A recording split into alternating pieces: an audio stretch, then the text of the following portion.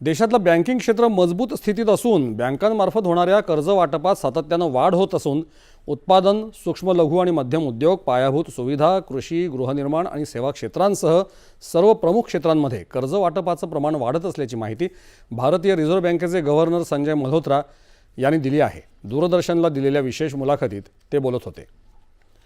जून अखेरच्या आकडेवारीनुसार देशातील बँकांनी केलेल्या कर्जवाटपात गतवर्षीच्या तुलनेत सुमारे 18% वाढ झाली आहे। क्षेत्रनिहाय कर्जवाटपाचा आढावा देताना कृषी क्षेत्रातील कर्जवाढ 15%, सूक्ष्म लघु आणि मध्यम उद्योग क्षेत्रातली 24 ते 25%, पायाभूत सुविधा क्षेत्रातली 12% आणि गृहनिर्माण क्षेत्रातील 11% वाढ झाल्याची माहिती त्यांनी दिली आहे।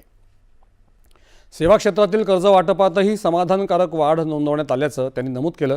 ही वाढ देशाच्या अर्थव्यवस्थेच्या बळकटीकरणासाठी उत्साहवर्धक आणि समाधानकारक असल्याचं मतही त्यांनी व्यक्त केलं।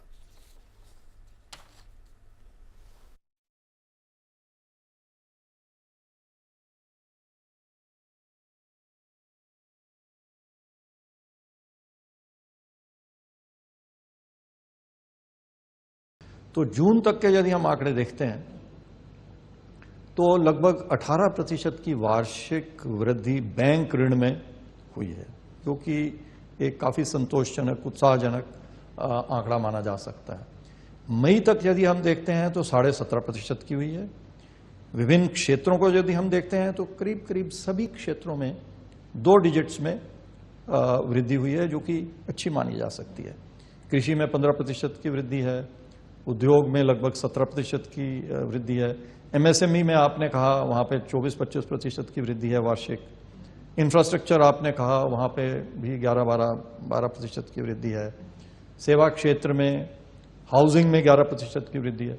तो करीब करीब सभी क्षेत्रों में सभी वर्गों के लोगों के लिए अच्छी वृद्धि हुई है।